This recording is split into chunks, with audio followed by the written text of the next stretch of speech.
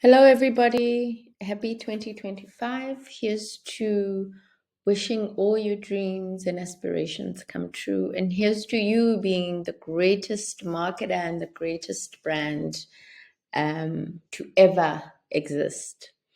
Welcome to Marketing Mindsets. And this is a podcast where we dive deep into strategic insights that reshape how business thinks. I'm your host, Ntabi Singh, and in this episode, we are really unpacking a book that has transformed how companies approach competition. And the title of the book is Marketing Warfare by Reese and Jack Trout. If you can remember, if you can recall, we have looked at literature by Reese and Trout before. So it appears as though they wrote a lot about marketing and they refined their thinking aligned with customer behavior. So tune in as we unpack this book. And then also, don't be afraid to share your thoughts.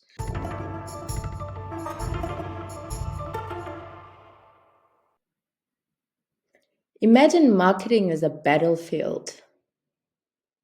So, not a metaphorical battlefield, but a real strategic arena where companies wage war for customer attention, market share, and survival. Published in 1986, Marketing Warfare wasn't just a book. At that time, it became a playbook of marketing strategy.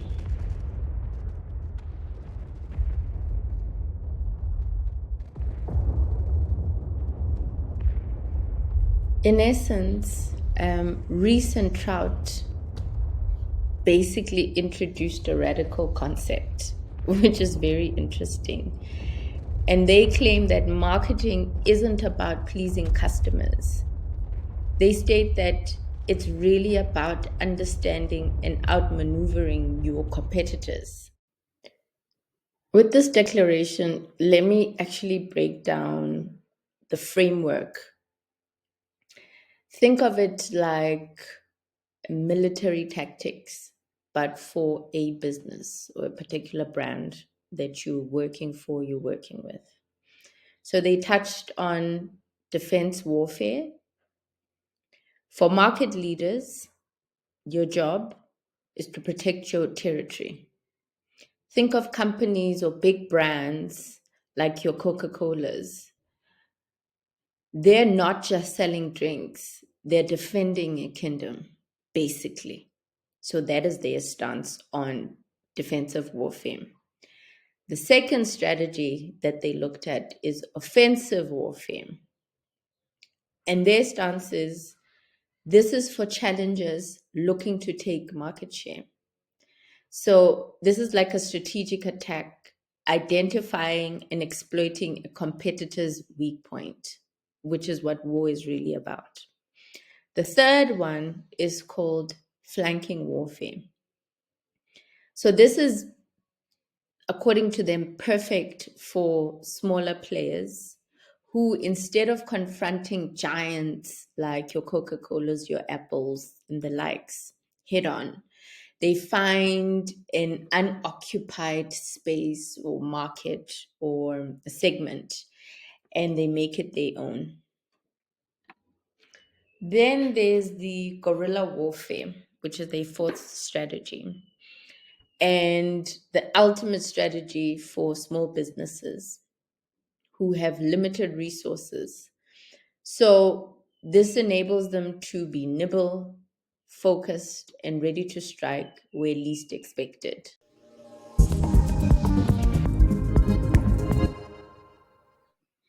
So you might be thinking, and everything just shared four strategies, and it doesn't really make sense. So let me give you some mind-blowing examples. The first one is, remember when Apple launched the iPhone? When they launched it, it wasn't really about a product launch, right? It was a textbook offensive warfare strategy in accordance to the book by Reese and Trout. They didn't just enter the smartphone market, they completely redefined it. Or you could look at how Netflix disrupted Blockbuster, right? Everybody talks about this example. This is a classic flanking warfare strategy. What this means is that they didn't try to beat Blockbuster at its own game. They created an entirely new game.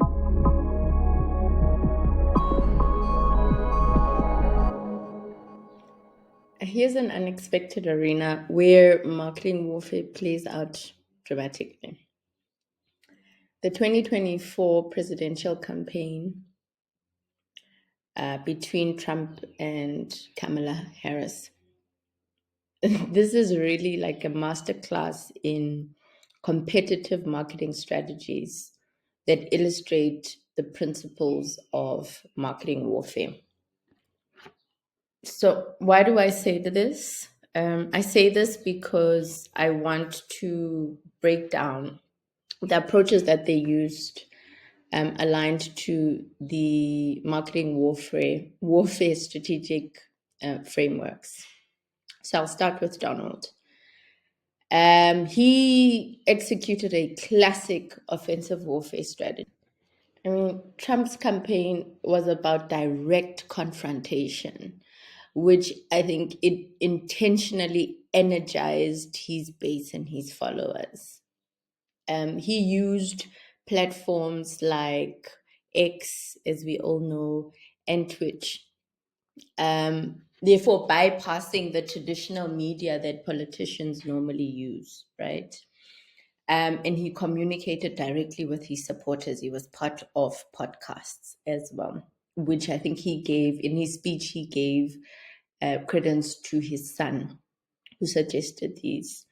He also had large rallies, which were designed to create virality and mobilize his audiences.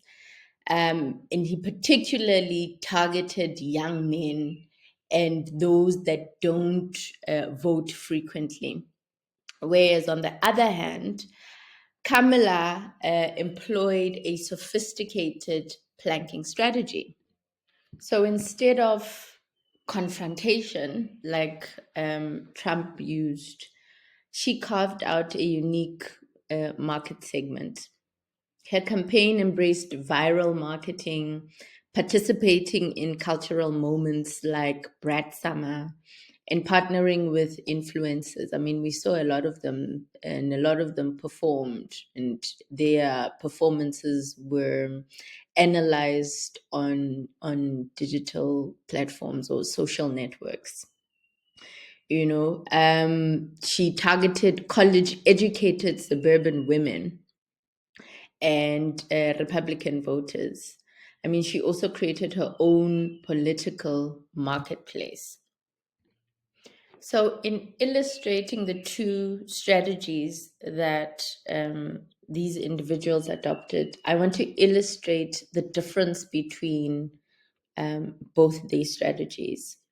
So, from a digital engagement perspective, Trump used direct provocative communication, whereas Harris leveraged off viral content on TikTok and Instagram, therefore creating a more culturally resonant approach. And then from an event strategy, Trump held massive rallies to energize his base, whereas Kamala focused on grassroots community events and targeted outreaches. And then from a messaging perspective, Trump's style was war, it was confrontational and polarizing, whereas Kamala aimed to be relatable and inclusive. And if you think about it, I think it was a play on masculinity and femininity, you know, because when Trump was confrontational and warlike tactics, The other came with a softer approach and a more feminine approach. Was it effective? I mean, we all know what the results are. And then lastly, from a target audience perspective, Trump focused on his loyal supporters and young men, as we highlighted before, and Kamala focused on women and the Gen Z, I almost said Jay Z, and the Gen Z voters. So, what is the fascinating takeout from this? It's really just that both these campaigns applied the marketing warfare principles. They didn't just sell policies, but they strategically positioned themselves in the political marketplace. They weren't just communicating, they were really competing for voter attention, market share, and ultimately electoral victory, which we know that Donald won. So here's what's fascinating, which I believe I say with all the books that I've reviewed from the early 90s, is that this book was written in 1986, but its principles are still relevant.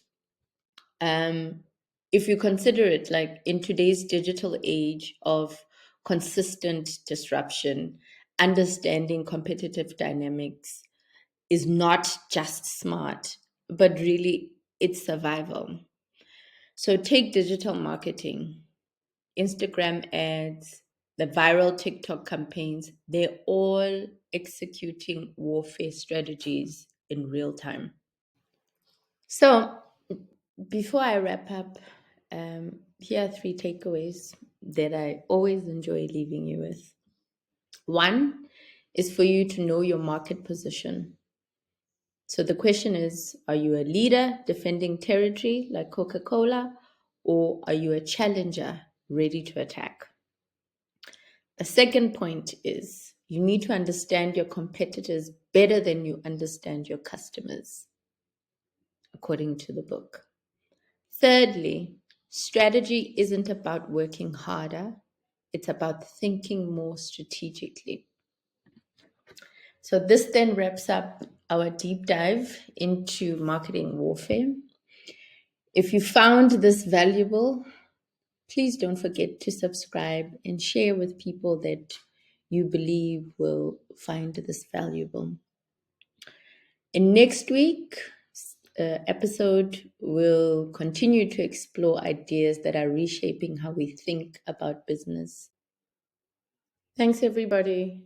Enjoy your weekend and the rest of the week. Catch you on Friday.